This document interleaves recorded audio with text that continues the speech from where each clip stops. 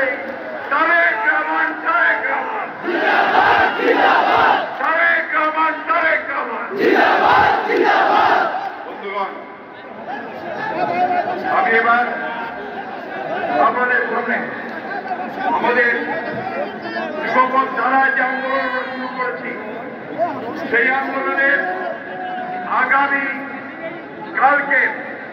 আগামীকালের যে কর্মসূচি এবং পরপর যে কর্মসূচিগুলো হবে তার মধ্যে আগামীকালের কর্মসূচি আমি বর্ণনা করছি আমাদের বাংলাদেশের জনগণের ভোটাধিকার হরণকারী বর্তমান ফ্যাসিবাদী কর্তৃত্ববাদী সরকারের পদত্যাগ, বিদ্যমান অবৈধ সংস্থার বিরুদ্ধে নির্বাচনকালীন নিরপেক্ষ সরকার গঠন, নির্বাচন কমিশন গঠন করে তার অধীনে অবাধ নিরপেক্ষ সুস্থ অংশগ্রহণমূলক বিশ্বাসযোগ্য নির্বাচনের ব্যবস্থা।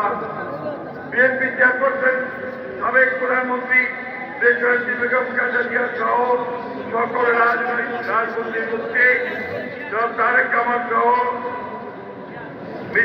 সকল মিথ্যা গায়েবী মামলা প্রত্যাহার, ফরমায়েশি সাজা বাতিল এবং সংবিধান ও রাষ্ট্র ব্যবস্থার গণতান্ত্রিক সংস্কারের মাধ্যমে জনগণের রাজনৈতিক মুক্তি, ভোটাধিকার, গণতন্ত্র প্রতিষ্ঠার এক দফা দাবিতে আগামীকাল ২৯ জুলাই রোজ শনিবার ঢাকা মহানগরীর সকল গুরুত্বপূর্ণ প্রবেশ মুখে সকাল ১১টা থেকে বিকাল ৪টা পর্যন্ত শান্তিপূর্ণ অবস্থান করবে।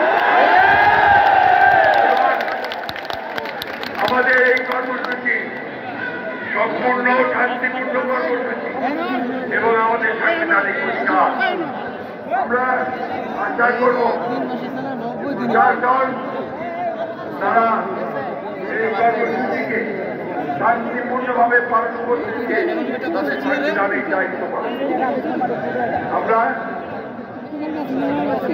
আমরা এটাও আশা করব কালকে যেদিন ছুটির দিন আছে এবং পবিত্র আশুরা আজকে রাত থেকে শুরু হবে, দিন আছে, কিন্তু আমাদের সেই কারণে সকলে একসঙ্গে দেখে শান্তিপূর্ণভাবে আমরা এই কর্মসূচিটা পালন করব। এটাই হচ্ছে আমাদের।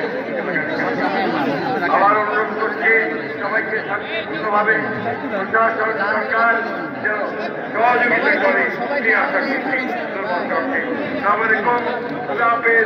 বাংলাদেশ জিন্দাবাদ, বাংলাদেশ জাতীয়তাবাদী দল জিন্দাবাদ, শহীদ জামারক দেশের জিন্দাবাদ, তারেক রহমান